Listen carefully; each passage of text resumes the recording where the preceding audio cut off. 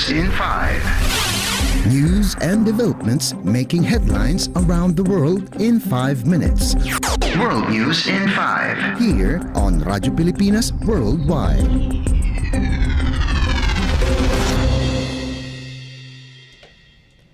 Good day. This is World News in 5 here on Radyo Pilipinas World Service. South Korea's military says North Korea fired several cruise missiles into waters off its western coast, adding to a run of weapons demonstrations in the face of deepening nuclear tensions with the United States, South Korea, and Japan. South Korea's Joint Chiefs of Staff said on Wednesday that the US and South Korean militaries were analyzing the launches. It did not immediately confirm the exact number of missiles fired or their specific flight details. The launches marked North Korea's second known launch event of the year, following a January 14 flight test firing of the country's first solid-fuel intermediate-range ballistic missile, which reflected its efforts to advance its lineup of weapons targeting U.S. military bases in Japan and Guam. Tensions on the Korean peninsula had increased in recent months as North Korean leader Kim Jong-un continues to accelerate his weapons development and issue provocative threats of nuclear conflict with the United States and its Asian allies.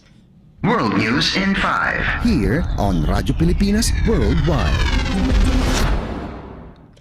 In other news overseas, the United States hit Iranian-backed targets in Iraq and Yemen in a span of about 2 hours early on Wednesday morning, striking a militant headquarters in Iraq and knocking out more missiles in Yemen that were ready to launch into international shipping lanes, according to the U.S. military. U.S. military aircraft hit the Iranian-backed proxies in Iraq just after midnight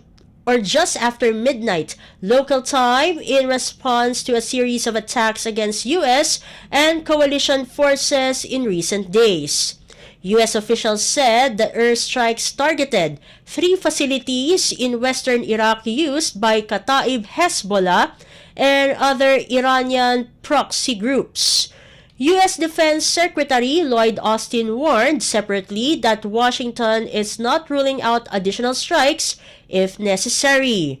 The new U.S. strikes targeting sites in the towns of Al-Qaim and Jerf al-Sakhar and one other location in western Iraq came shortly after Iranian-backed militants attacked Ain al-Assad air base in western Iraq with one-way attack drones. World News in 5. Here on Radyo Pilipinas Worldwide.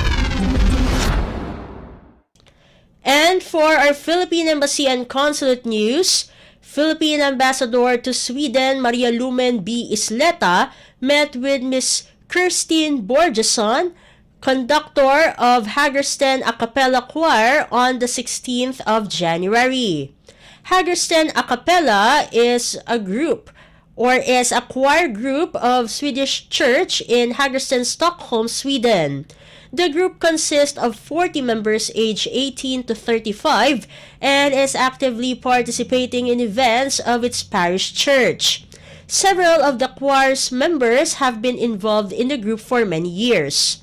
The Swedish choir participated in the 2022 Baltic Sea Choir competition in Latvia.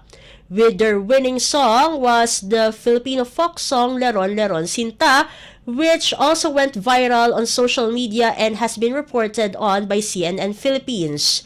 The choir won the grand prize, Best Conductor and Best Compulsory Piece. The conductor, Ms. Borgeson, revealed that the piece for Leron Leron Sinta was shared to her by a Filipino friend based in the United States, and she thought the piece to be very lively and fun, and that the arrangement enabled them to showcase their range and talent. Also present during the meeting were choir member Carl Jonas Wicklander and Consul Pat Lester F. Solosa.